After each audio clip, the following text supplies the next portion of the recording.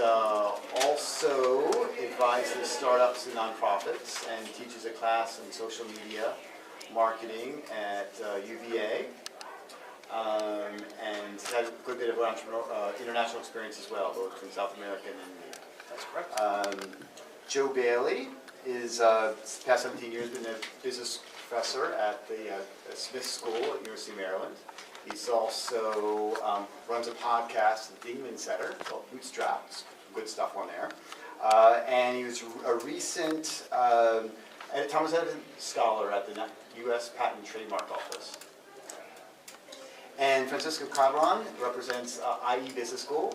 He has a long career in local government in Los Angeles, and now more recently has had some start in the fintech startup space in New York. And he has some his background, his academic background, while an MBA helped him transfer from government to a more entrepreneurial career. Let's just start with a general question. Does anyone want to volunteer a concise, clear definition of entrepreneurship?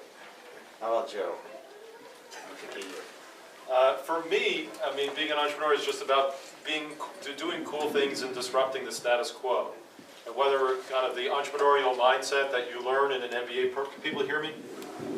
So the idea of being able to take an idea that you have and to be able to execute in it. And frankly, I think that it requires both of those things. It requires kind of knowing what to do and then how to actually execute on your idea. So I appreciate the comment before we got started about, if you have an idea, actually how to execute on it. And for me, what makes it a lot of fun when I work with startups and kind of coach them up a little bit is oftentimes pivoting sometimes requires those tactical pivots and sometimes requires strategic pivots. And making sure that you can kind of sometimes pick your head up and say, all right, what are we disrupting? How are we disrupting? What is our unfair advantage? And sometimes it's just being able to execute better than anybody else.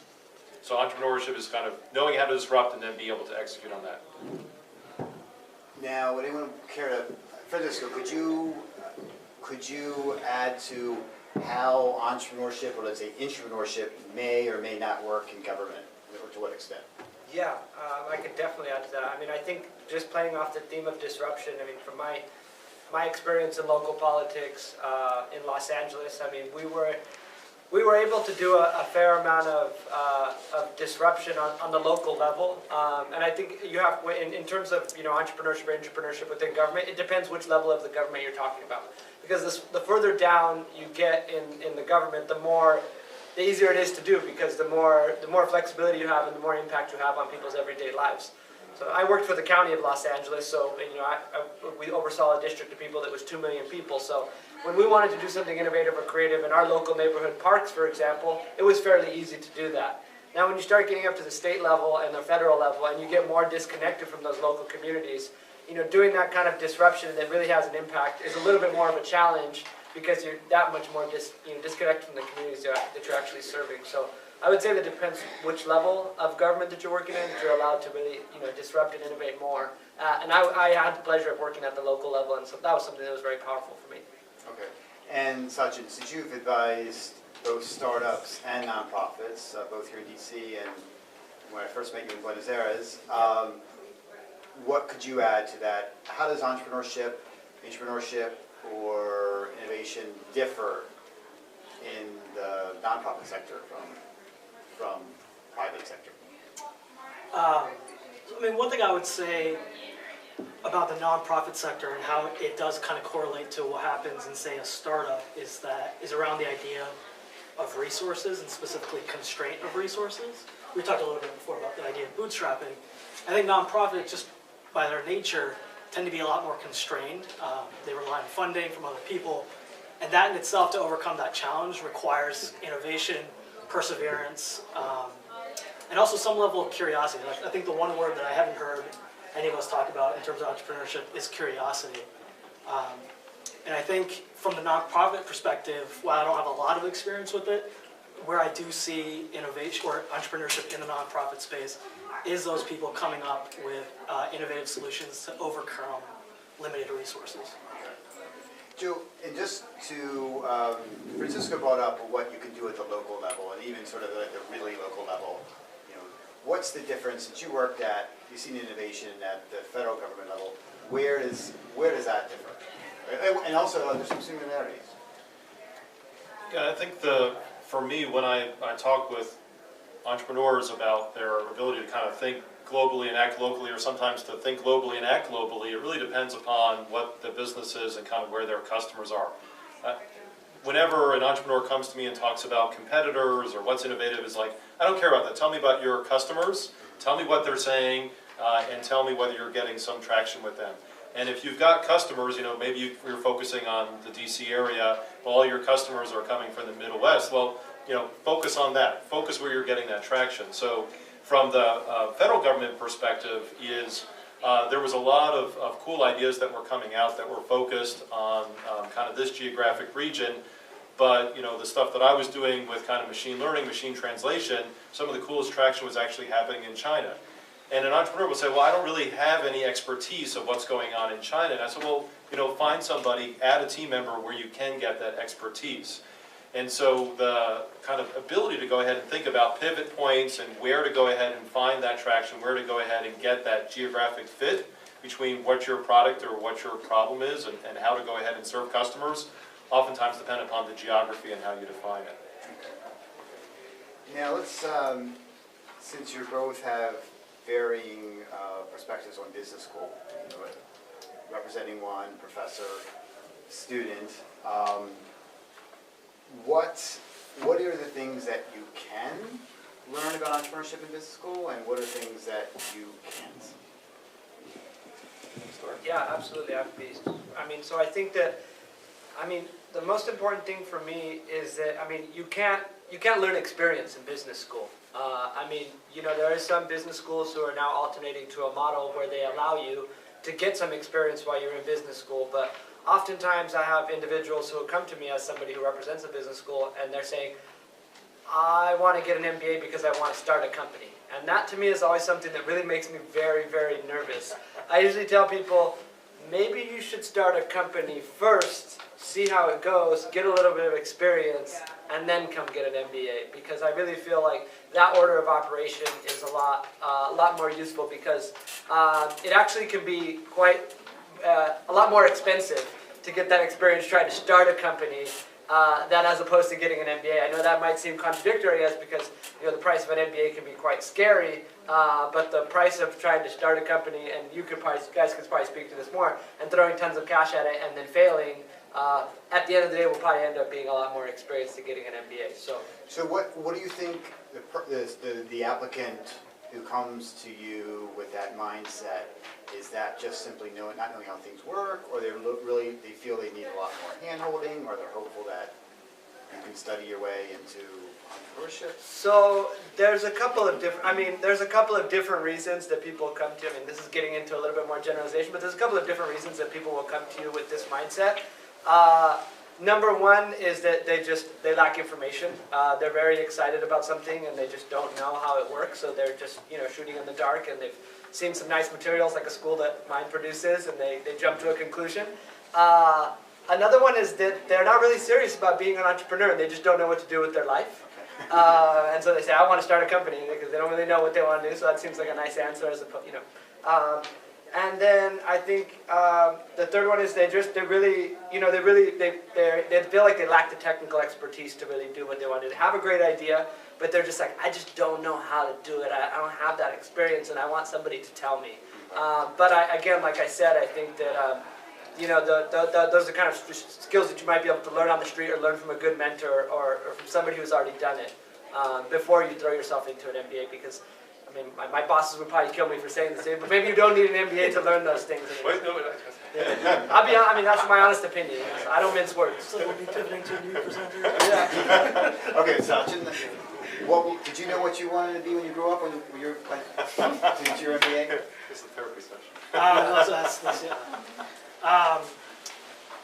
I'll be honest. Actually, and Steph and I, we actually knew each other when I was first considering an MBA, and I think in my initial stages, I was in that mindset of I didn't know what I wanted to do with my life. I was probably early to mid-20s, you know, I was working, I was living in Argentina, and I knew I wanted to do more. I didn't necessarily at that point have the idea that I wanted to start a company. So I thought of business school as a way to put myself on a track, but the question was, where was that track going to go? I honestly didn't know at that point. I don't know if you also want me to comment on the entrepreneurship business school thing, or just continue my therapy. We will get to that. Okay. Joe, I mean, I'm guessing if people have gotten into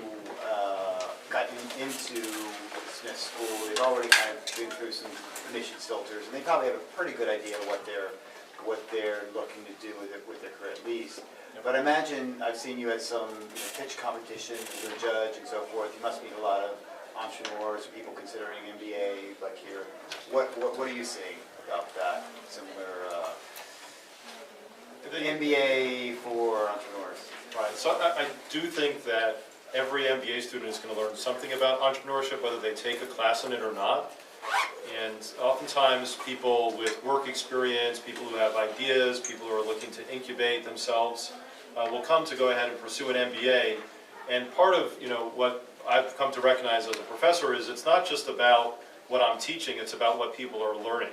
And sometimes the fact that somebody comes with background and experience and makes mistakes, part of my job is to go ahead and get them to understand what they've learned in a specific context and then bring it up to a bigger context where they can apply that in new and different ways, including being an entrepreneur.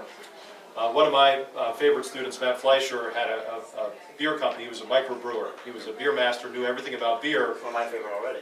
Right. Well, so I mean, talking about beer in an MBA classroom is always a big win. But it was a great product where he basically was out in San Francisco in a very crowded market.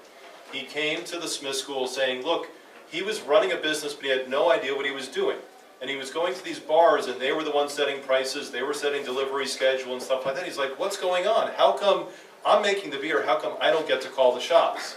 And I said, well, you got to understand how business works and what's going on with the supply chain and who has influence and power over you and distribution channels. And he's like, I guess I learned those things by doing it, but I learned all the mistakes.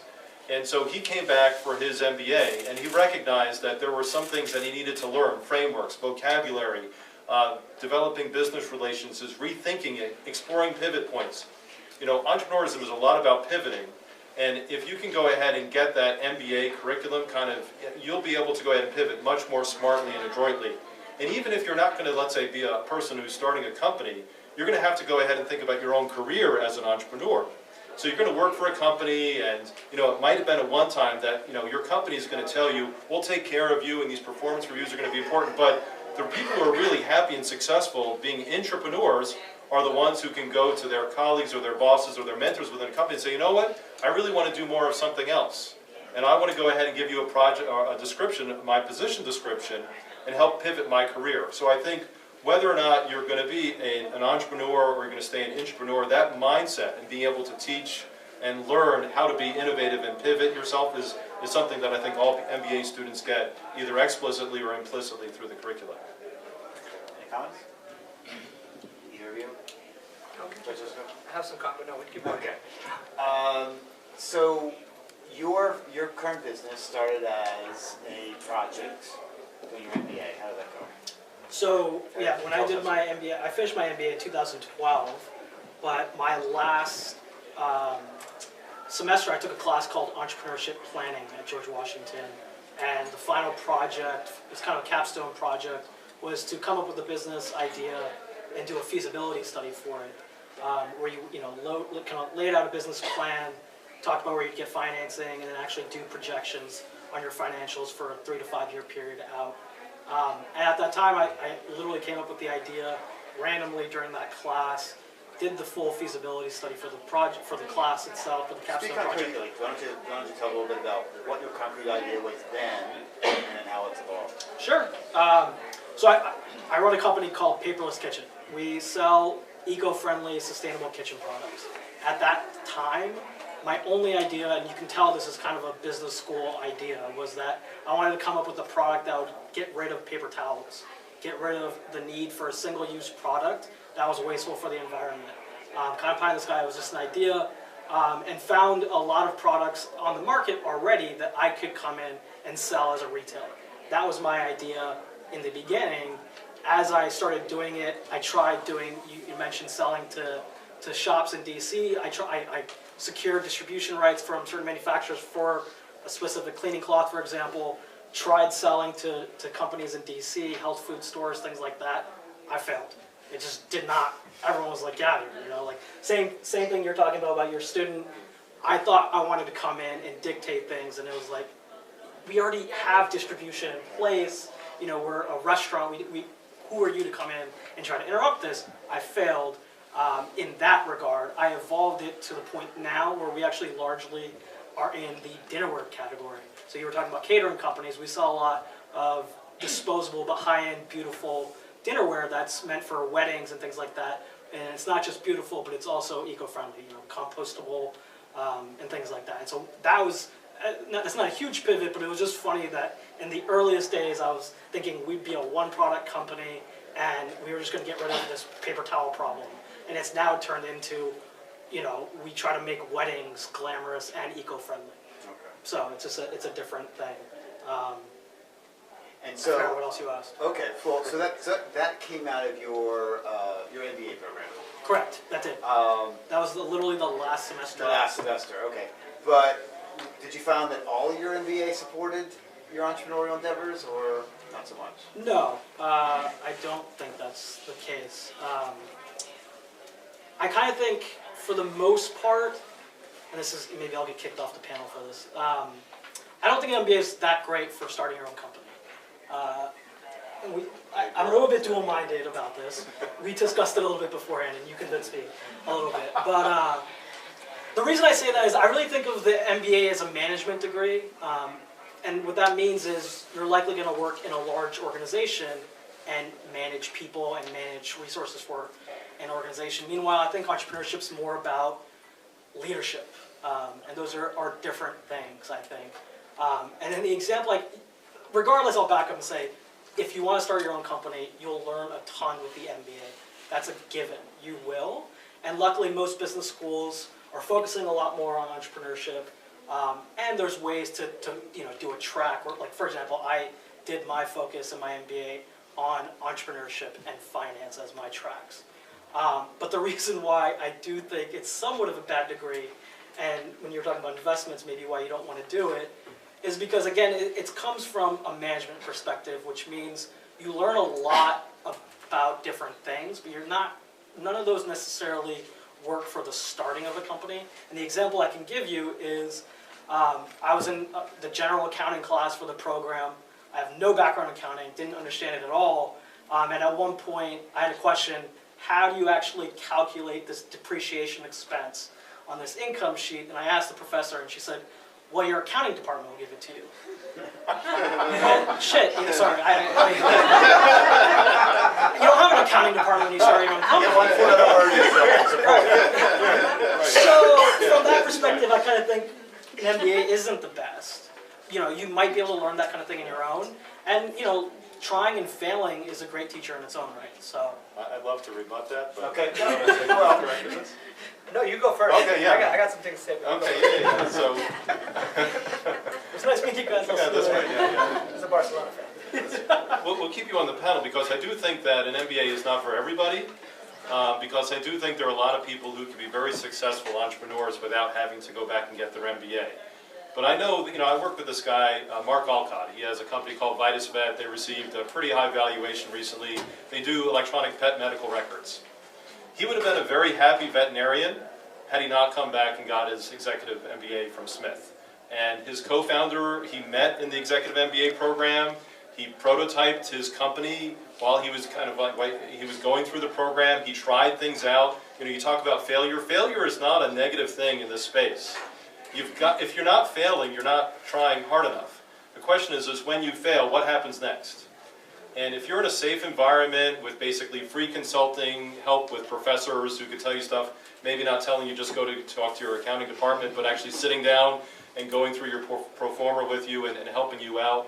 I mean, there are ways to go ahead and explore new opportunities in an MBA program that you otherwise couldn't get, and get great talent acquisition, great consulting help, great networks. I mean, we run an angel investment network out of Smith called the Dingman Center Angels. I mean, so if you're looking for financing, I know we all love Shark Tank and can talk about the venture capitalists that might be out there, but the angel investors who will give you free advice about your pitches and help you improve and realize it's okay, it's very different than the kind of cutthroat thing you're going to see on Shark Tank. So I think you should go back for your MBA, but it is not for everybody.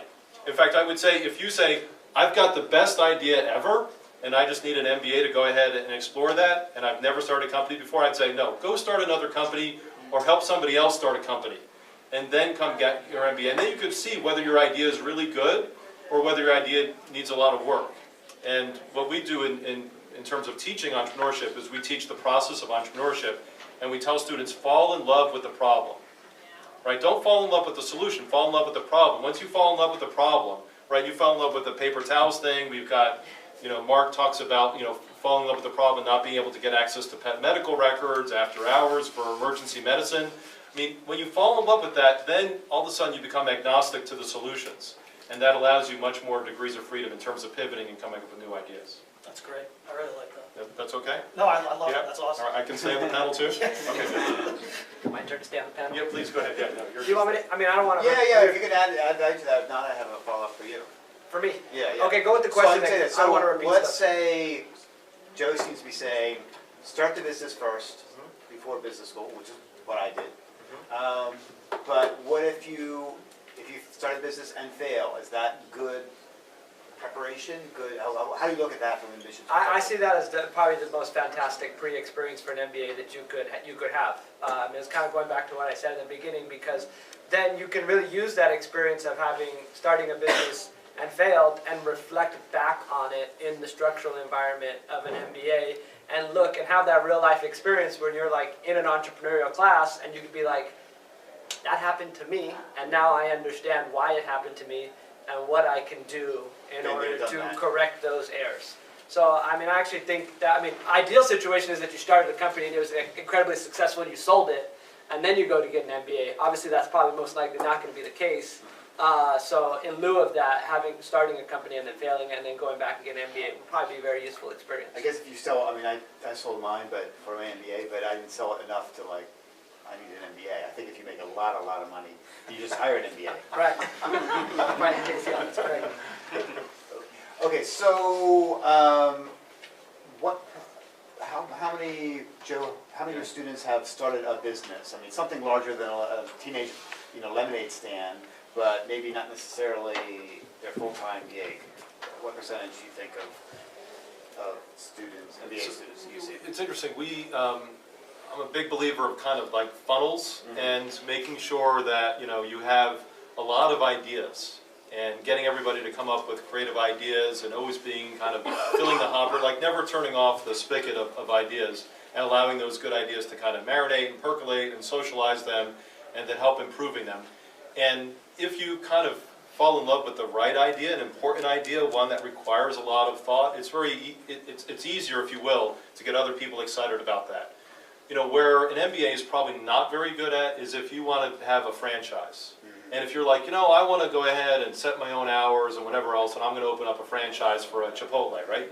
You can make a lot of money doing that, but you're also not given those degrees of freedom to really be an entrepreneur or an intrapreneur, frankly.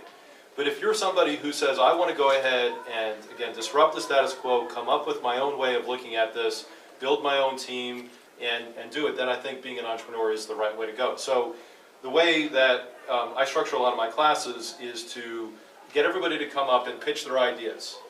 And jokingly, Alana Fine, who runs our Dingman Center for Entrepreneurship, we joke that we should tell every one of our students, your idea is crap, and go away, and then see who comes back. And the ones who come back are the ones who actually have belief, I don't care what a professor says, I care about my thought and idea, and I've got passion about that, and they're the ones who are going to be probably successful.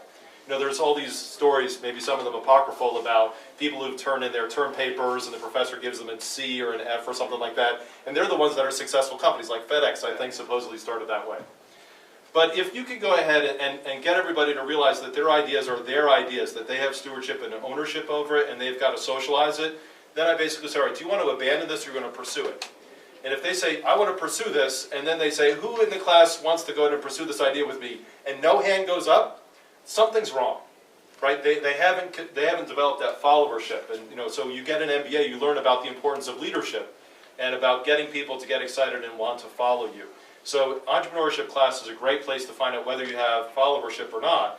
And the ones who frankly fail are the ones who are too, I don't know, wedded to their idea or their solution that they can't create that followership. But there's nothing more humbling than basically realizing, oh my goodness, if I don't pivot my idea and improve upon it, I can't develop that kind of core set of people. So, like somebody who's kind of managing a venture capital fund, I look at the ideas that I get in class and I try to get 1 out of 10 that actually pursue it after the class.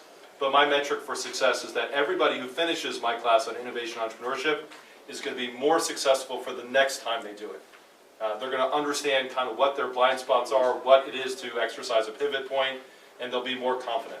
Because sometimes it's not until they become an alum where I might meet them 5, 10 years down the road, like, look, I'm leaving my company, I'm starting my own company. And I've benefited from kind of getting my MBA. You may be aware of this. The Wall Street Journal looked at some Federal Reserve data last year and saw that people under 30 are 65% less likely to own a business than in the 1980s. What do you attribute that to? Is there are millennials going to business school instead of starting businesses? What are you asking? Any volunteers? Yeah, you spoke first. I have no idea. I don't know. I would hope. I think you're a lot more intelligent. No, I'm happy to go ahead and talk about this. The first thing, like any statistic, I would just say I'm not sure I believe it. And I think that we all are entrepreneurial. I think it might be more a reflection of the way the economy has kind of gone over the past few years and the question about how risk-seeking or risk-averse. So I think we're kind of coming into an era where people feel a little more confident, unemployment numbers are down. We should be seeing more people who want to take a little bit more risk. They've built up a little bit of a nest egg, they feel a little more confident in their ability. And I think, frankly, it's a little bit different environment in, let's say, 2008 versus in 2017, where we can look at the profiles of people and how entrepreneurial. So millennials are now buying homes instead of renting, and those numbers are coming up. That might be a really security blanket. One reason why Alana and I, when we launched our podcast, we called it BootStrapped, is we think that there's a lot of entrepreneurial activity that's going on that's not the stuff you see on Shark Tank. It's people who are recognizing they can bootstrap their businesses. They can use their own revenue generation to go ahead and improve things. And those things aren't really coming into statistics. And most entrepreneurs I talk to, the first thing they do if they want to build a business is they get a second mortgage on their house. So, home ownership rates going up, I think is going to be a good indicator for more entrepreneurial activity going forward. Okay. No, it's just one thing that I think is important. I think it's, the future of work it looks very different, and we see that every day. I think the comparison of, what was the year that you mentioned? The 80s. The 80s, right? Compare the economy of the 1980s and the work that people did with the jobs that people do today. It's almost like ridiculous to even try to have that conversation because it just doesn't make sense, because the future of work looks different. And I know it's kind of cliche these days to talk about the gig economy, but really the type of work people are doing, it looks different.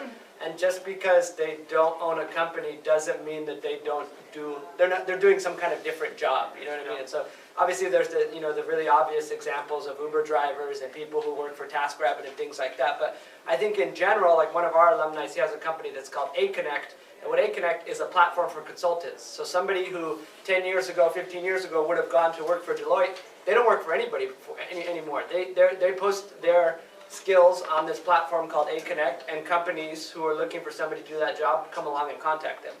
So I think there's a really difference in the type of what the future of work looks like. So I think that has a lot to do with that statistic. So just because you don't have an office job and you don't own a company, your employment might look a lot different. Okay, so let's let, Joe mentioned 2008. When's the best time, and it's a big general question, when's the best time to start a business? When times are tough and your employment prospects are low, the opportunity cost is low, or when things are going The up? entrepreneur talks about that one first. I think the best time to start a business is when you have an idea that you're passionate about. I don't think you should not start a business because if you have a business idea, and not start it because interest rates are going to go up. It doesn't make much sense. Sure, there might be, the economy might dictate things for you. You might get laid off, and you got forced into entrepreneurship, and that sucks. And yay if you can make a career out of it. But I think really the best time to start a business is when you have an idea and you think you can pursue it.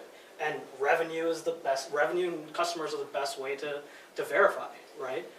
And the good thing about the way that work has changed these days, and we were talking about platforms before, is that there's a lot of platforms out there that enable you to be an entrepreneur, whether you even do it under the guise of a company, your own company or not, such that you can start with an idea and at a very low cost and low risk, or within a low cost and low risk environment, you can start generating revenue, right? When I say the platform thing, what I mean are things like, it can be anything from Airbnb, Uber.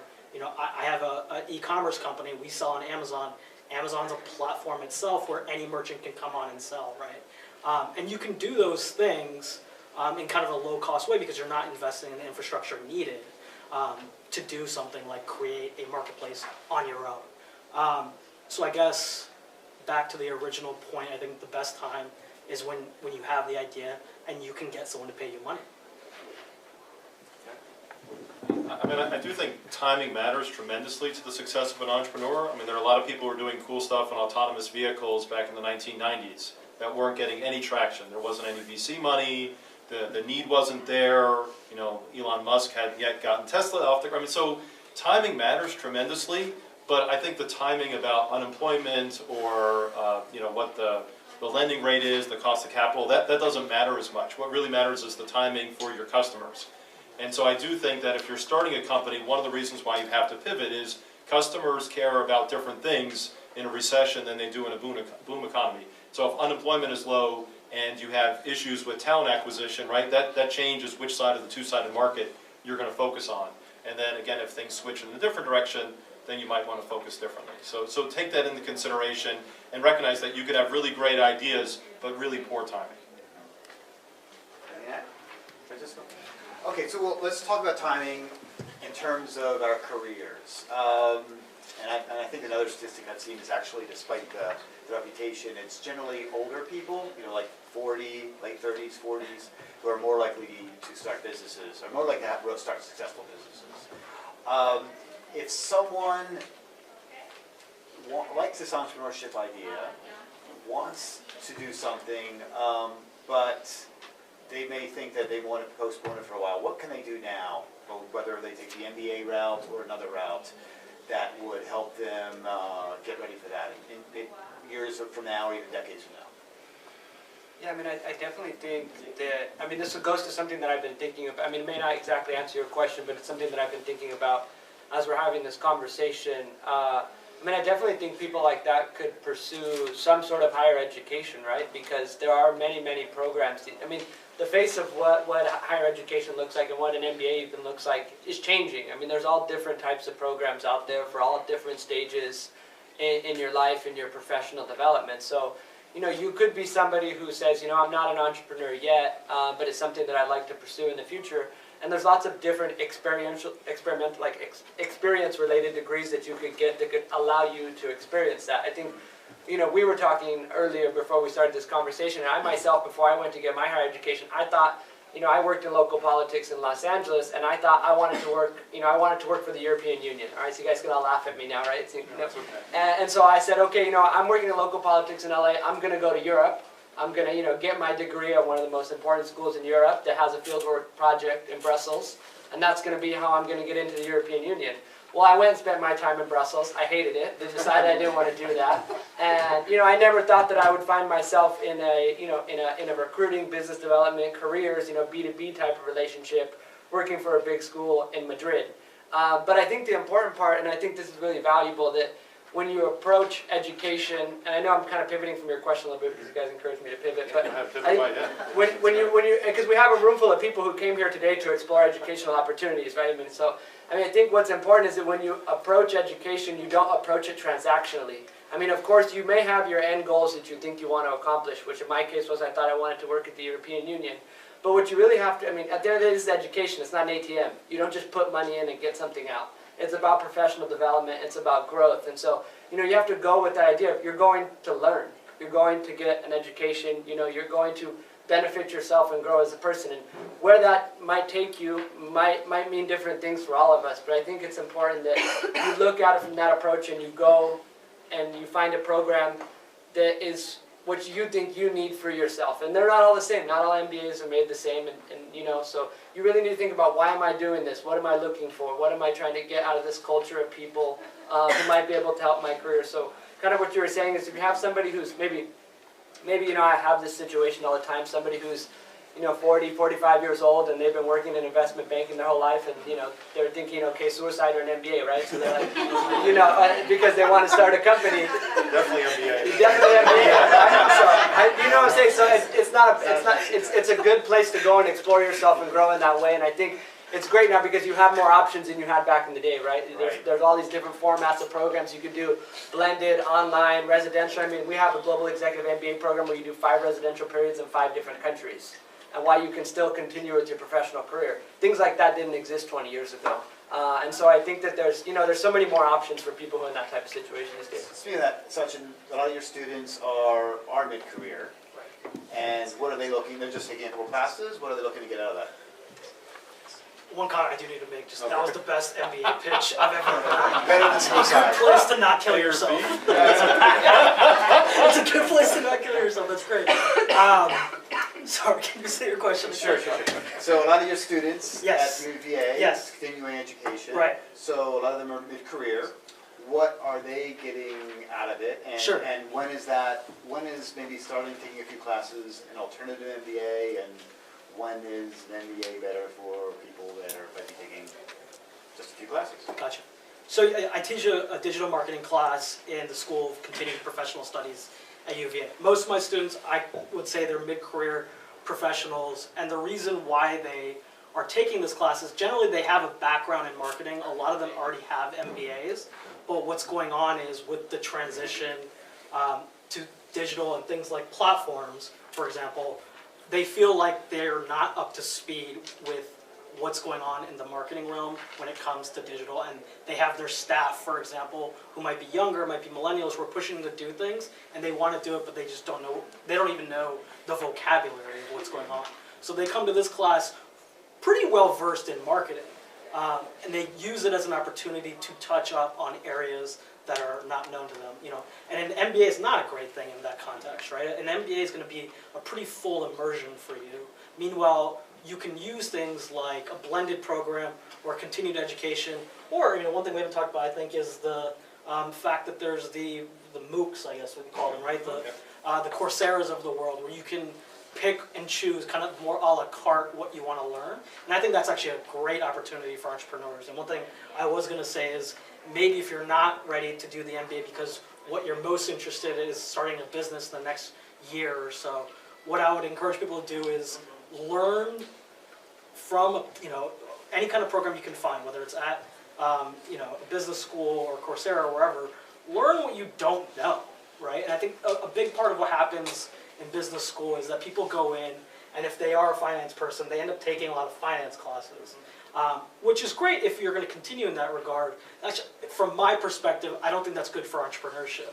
You need to be able to learn things that you are not good at, because unfortunately when you run your own business, you, especially in the beginning, have to do everything. You're strong as the weakest link. Yeah, exactly. And so, like when I did my MBA, I told you guys I concentrated, one of the tracks I did was finance. The reason why I did it, I had no idea anything, but I couldn't understand finance for the life of me. Other than asking your accounting department. Right, exactly, right? It was just like ask my accounting department. So I concentrated in finance literally from the perspective of, not that I wanted to work in finance. I actually keenly was aware of the fact that I did not want to work in finance, but I did it simply because I needed to challenge myself such that if I were to start my own company, I would have some bases covered. I still don't do well in this regard in finance and accounting, but I'm fluent enough to be able to talk to my accounting department. So. But I think your point is a good one. First, that so much content is now available, you don't have to come back for your MBA. So between TED Talks and podcasts and Coursera courses, the MOOCs, I mean, there's lots of things that you can do. But there's a reason why you go back and you get your MBA, And some people say, it's a generalist degree, you've got to know all the different functional areas of a business because any one of them can be your blind spot. I went sailing a little while ago, and the guy who was taking us on the boat says he's the CWO. I'm like, what's a CWO? He goes, it's the chief whatever officer. It's like, on Monday I do marketing, I do bookkeeping on Tuesday, on Wednesday I do fiberglass repair on the boat. It's like, when you're an entrepreneur, you got to do everything. Or even if you don't do everything, you've got to know enough to ask questions. Like, you can't turn to your finance and accounting people and just say, okay, whatever you think, right? You've got to hold them accountable. You've got to be curious. You've got to learn. And there's a vocabulary and there's a reason why you're doing the things that you're doing. So I actually think an MBA is kind of the system level degree. Like, you're an architect. You're a business architect. You've got to understand how the flow of information, the flow of material, the flow of capital, the flow of knowledge, the relationships that you have, all of those things matter. And if you don't get every one of them right, you've got to at least be curious to know to cover your blind spots and bring in the talent to go ahead and help you out. So again, most MBA programs have business laws, right? We're not trying to teach people to be lawyers, but you probably need to know when to call a lawyer up. Because if you don't, and it's really critical, it could be the undoing of your business. So you go back, you get your MBA, you incubate your talent, and you go ahead and be a little more confident about building stuff. Like, I love teaching undergraduates. They're wonderful, but, I can't see any more like T-shirts and water bottle, right? I got a new idea for a bottle, right? It's like, yeah, good for you, right? So these kind of first world problems that they have kind of don't resonate. The executives are exactly the opposite, right? They'll tell you 100 reasons why not to start a company. Oh, that'll never work, there's no customers, the product sucks, there's too much competition, whatever, and they're probably right. But you've got to kind of teach the executives to go ahead and be a little more creative and kind of just, I guess, dispense with their belief that nothing is, anything is possible. And then you've got to coach the undergraduates to start falling in love with more significant problems. And so I do think that networks matter tremendously. The executives have great networks. They just need to be coached up on creativity. The undergraduates, lovely creativity, want to roll up their sleeves, but they've got to develop their professional networks. And sometimes just finding opportunities to bring them all together. I think the sweet spot for me is the full-time MBAs. They haven't had the creativity beaten out of them yet, which is great. And they've got enough experience working for the man that they can go ahead and have that knowledge and that education about a different domain or a specific area. Francisco. Yeah, no, just I know that as we're kind of running up on time here, one thing that I know we're kind of talking about the pros and cons of an MBA for entrepreneurs, and I think one thing that we haven't talked about yet is networks. I think it's a very important part of an MBA program, and particularly when you're having the conversation for entrepreneurs. Not all of us are expert networkers. Some of us are freaks on LinkedIn. Some of us go to a networking cocktail and they're like in the corner on their phone, like, oh, I'm scared to talk to these people. So that's me. But I think one of the valuable things that you can tell how shy you are. I know. But one of the important things to think about if you are considering an MBA, or if you're an entrepreneur considering an MBA, or somebody who wants to be in the future, is the network that the program that you're looking at might have, because this is something valuable, which is not a skill that you're necessarily going to learn. I mean, you might get better at networking, but you're buying into a network a lot of time. You're buying into a network of alumni and also people who are going to be in the classroom with you. And it's very important that you take into consideration who that network is, because it's not all the same. And depending on what you do and where you want to do it, the network that you choose to buy into is very important, right? I mean, if you're interested and you're like, I'm going to live in Boston for the rest of my life and I want to do something there, there might be a school in Cambridge whose name I'm not going to mention who you should probably think about. For example, if you're interested in having more of a global network, there might be some schools in Europe that I might represent that you might want to think about.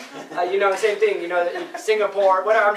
It's something important to think about in terms of entrepreneurship and MBAs, is the network that you're going to get, who you're going to be connected to, and understanding who you're going to be next to in the classroom. Because at the end of the day, if you are going to start a company and you don't have any money, it might be nice to have some friends who do have some. So, If you can't make money, make friends.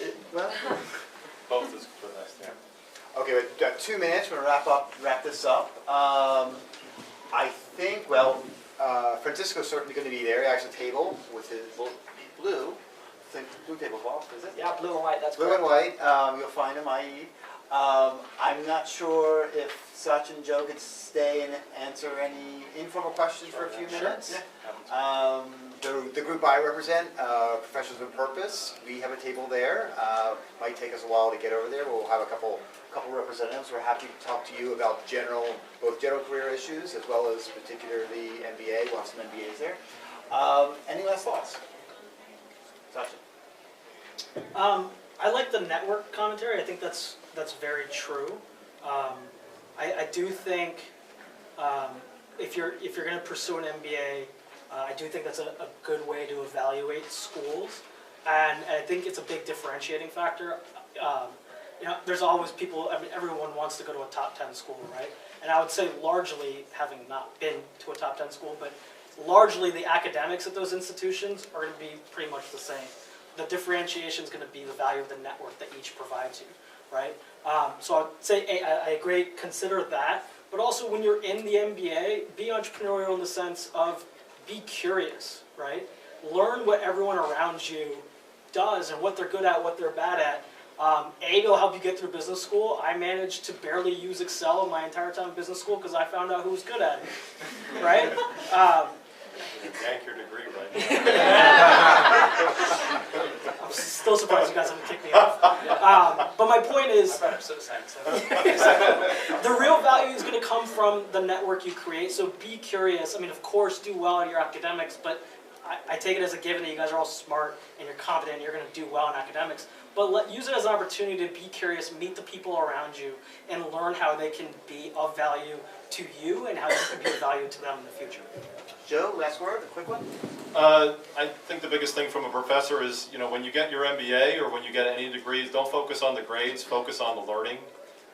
It's amazing the culture that exists within some learning environments, especially if you translate undergraduate to graduate experiences. What grade the professor give me, or did I get an A, or things like that. Do I know Excel or not? You should know Excel. But the idea of stretch yourself, take some chances with it.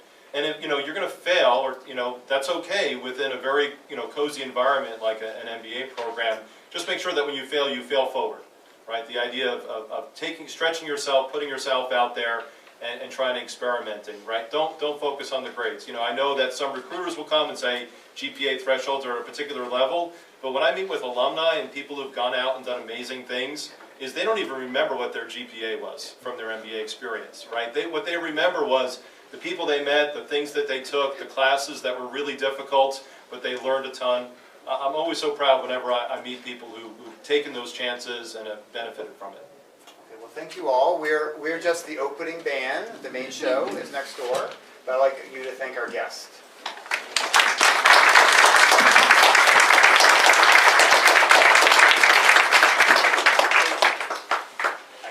I can project.